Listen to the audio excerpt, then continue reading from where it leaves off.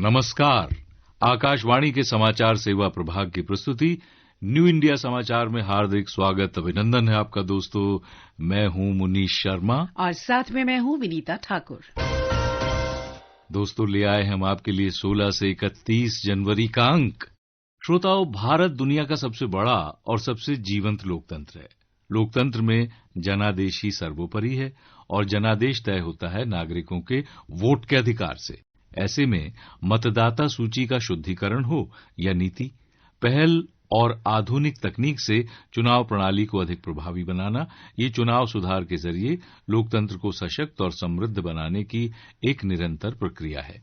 ऐसे में बाबा साहब अंबेडकर के संविधान सभा में दिए गए सिद्धांत one person one vote one value का आदर्श ही वर्तमान और भविष्य के सुधारों का आधार है। हमारे संघ की आवरण कथा राष्ट्रीय मतदाता दिवस पर ही आधारित है। इसके अलावा व्यक्तित्व की कड़ी में गरीब मरीजों के मसीहा मुनीश्वर चंद्र डावर, परमाणु ऊर्जा से जुड़ा शांति विधेयक 2025, विकसित भारत रोजगार और आजीविका मिशन ग्रामीण विधेयक 2025, महान मूर्तिकार राम वनजी सुतार को श्रद्धांजलि, केंद्रीय मंत्रिमंडल के निर्णय, सुधारों का वर्ष बने 2025 पर प्रधानमंत्री नरेंद्र मोदी का आलेख, राष्ट्र प्रेरणा स्थल का लोकार्पण सहित उनके पखवाड़े भर के कार्यक्रमों को इसमें शामिल किया गया है। साथ ही पत्रिका के इनसाइड पेज पर मन की बात और बैक कवर पर राजस्थान के अलवर में सिलीसेट झील और छत्तीसगढ़ के बिलासपुर के पास कोपरा जलाशय को रामसर साइट्स घोषित किए जाने पर विशेष सामग्री समाहित है। विकसित राष्ट्र बनने के संकल्प की सिद्धि की दिशा में अग्रसर भारत ने वर्ष 2025 में नया अध्याय जोड़ा है। वर्ष 2025 साक्षी बना है सांस्कृतिक गौरव का, अर्थव्यवस्था को नई गति देने का, कृषि, नारी शक्ति, गरीब, युवा उत्थान का, विज्ञान, समुद्र, आंतरिक सुरक्षा और वैश्विक गौरव की नई पहचान का। प्रधानमंत्री नरेंद्र मोदी ने इस वर्ष की उपलब्धियों पर एक लिंक्डइन पोस्ट साझा की है। इस पोस्ट में लिखा है कि भारत वैश्विक आकर्षण का केंद्र बनकर उभरा है। ये हमारे लोगों के इनोवेटिव जोश के कारण संभव हुआ है। आज दुनिया भारत को आशा और विश्वास की दृष्टि से देखती है। वे नेक्स्ट जनरेशन रिफॉर्म्स की सराहना करते हैं, जिनसे प्रगति की गति तेज हुई है, जो राष्ट्र की विकास क्षमता को और अधिक सशक्त बनाते हैं।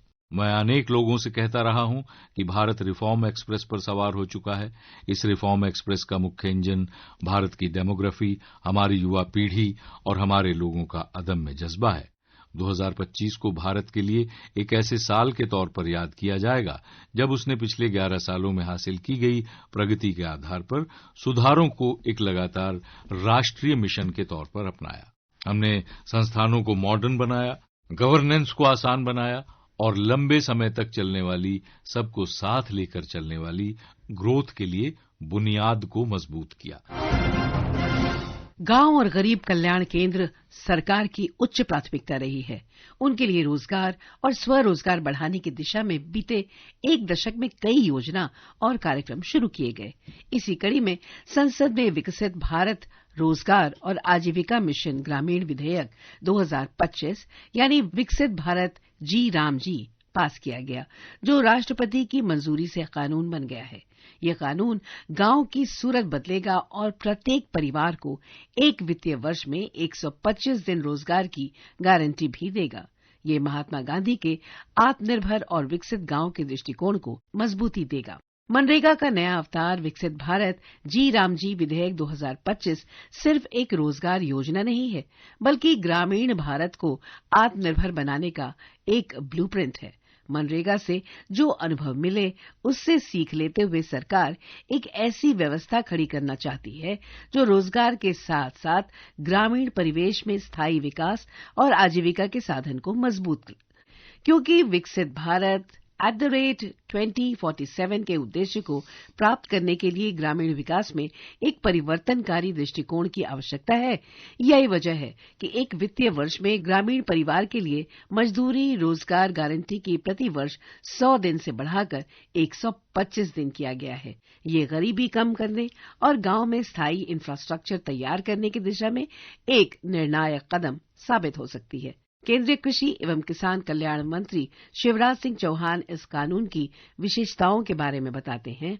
ये कानून मजदूरों को रोजगार देने की पूरी गारंटी है।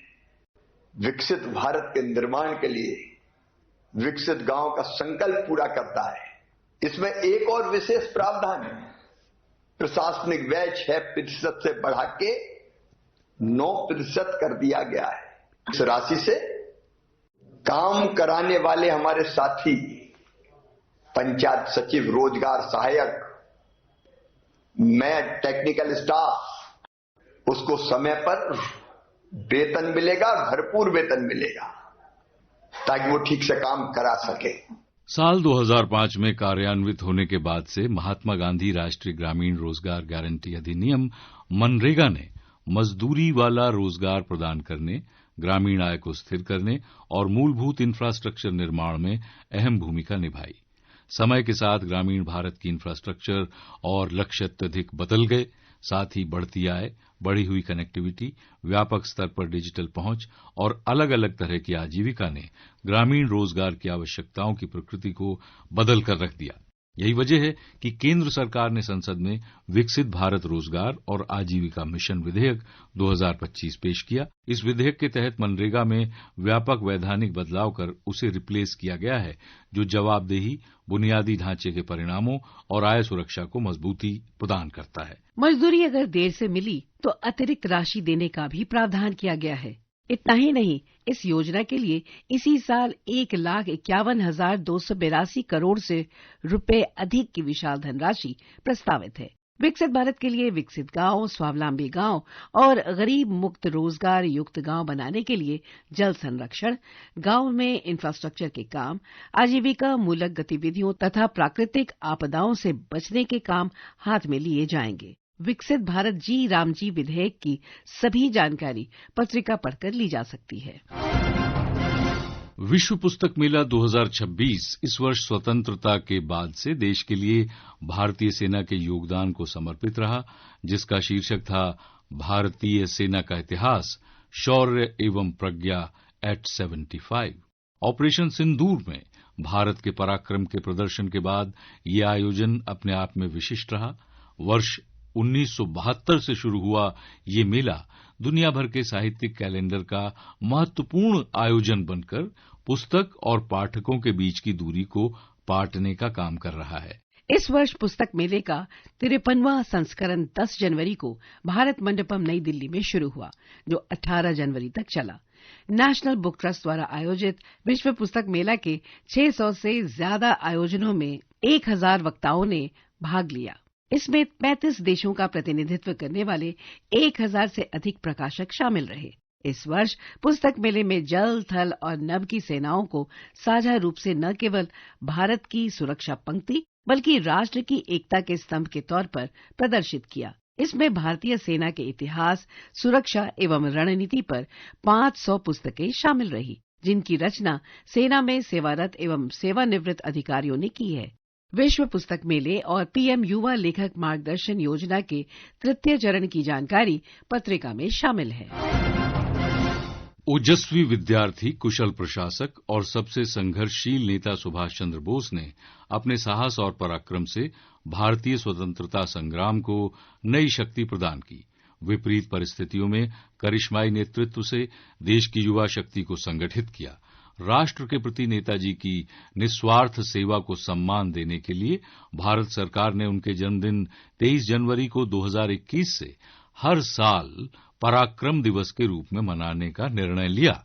मातृभूमि के लिए उनका अद्वितीय त्याग, उनका तप और संघर्ष सदैव देश का मार्गदर्शन करता रहेगा। अपने पूरे जीवन का सुख त्याग करते हुए लगभग 35,000 किलोमीटर की यात्रा कार या पनडुब्बी से करने वाले नेताजी सुभाष चंद्र बोस ने देशवासियों को स्वाधीन और संप्रभु भारत का विश्वास दिलाया था।